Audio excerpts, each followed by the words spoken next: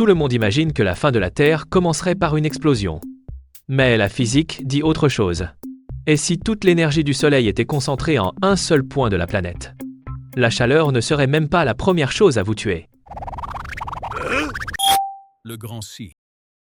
Cela ressemble à un scénario de science-fiction. Sauf que lorsque vous suivez les lois de la physique jusqu'à leurs dernières conséquences, la séquence des événements est beaucoup plus étrange et beaucoup plus effrayante que ce que n'importe quel film a déjà montré. Avant d'imaginer le désastre, nous devons comprendre l'échelle. Le Soleil émet environ 8 fois 10 à la puissance de 26 watts de puissance en continu, dans toutes les directions. La majeure partie de cette énergie ne touche jamais une planète, une étoile ou un vaisseau spatial. Elle traverse simplement le vide de l'univers. La Terre intercepte qu'une fraction minuscule de cette énergie.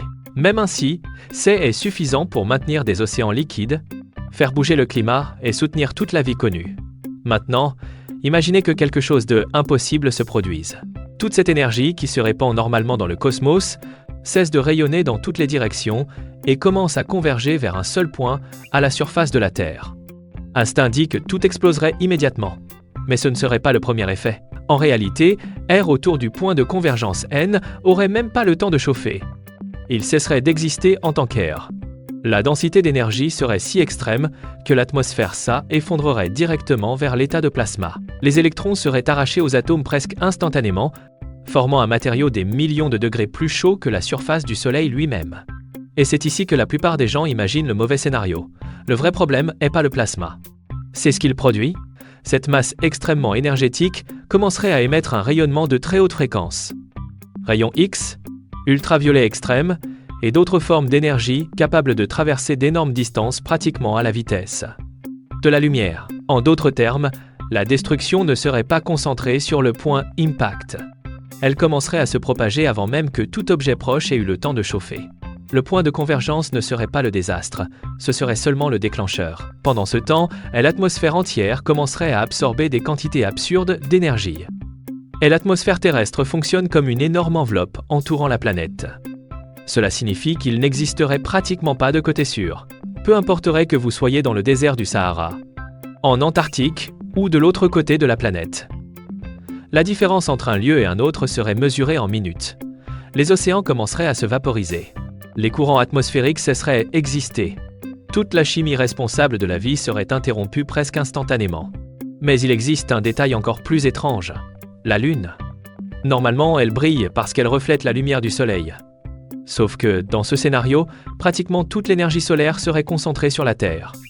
La Lune cesserait d'être éclairée directement par le Soleil. Qui commencerait à éclairer serait la Terre elle-même en destruction.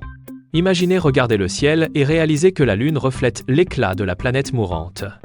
C'est une image difficile à oublier. Maintenant vient la plus grande surprise. Malgré tout cela, la Terre ne disparaîtrait probablement pas. Sa surface serait vaporisée. Les océans cesseraient d'exister. L'atmosphère serait arrachée. Toute forme de vie serait éliminée. Mais l'intérieur de la planète raconte une autre histoire. La majeure partie de la Terre est formée de roches et de métaux extrêmement denses. Ces matériaux possèdent une énorme inertie thermique. Même une quantité absurde d'énergie a besoin de temps pour pénétrer des kilomètres de fer et de silicate. Le résultat serait une planète complètement différente. Sans atmosphère, sans océan, sans végétation, sans ville. Sans aucun signe qu'une civilisation capable de poser des questions sur l'univers ait jamais existé. Pourtant, cette énorme masse rocheuse continuerait d'orbiter autour du Soleil exactement comme avant, silencieuse, indifférente, comme si rien ne s'était passé. Et est-ce là la partie la plus inconfortable de toute cette histoire? L'univers N n'a pas besoin de détruire une planète pour effacer complètement son histoire. Il suffit de supprimer tout ce qui rendait cette planète importante pour ceux qui y vivaient. À la fin, il ne reste qu'un rocher voyageant dans l'espace, sans mémoire, sans témoin, sans contexte. Il existe cependant une bonne nouvelle cachée dans cette expérience de pensée.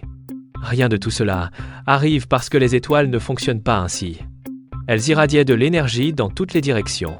Pas par bonté, pas par équilibre, mais simplement parce que les lois de la physique rendent ce comportement inévitable.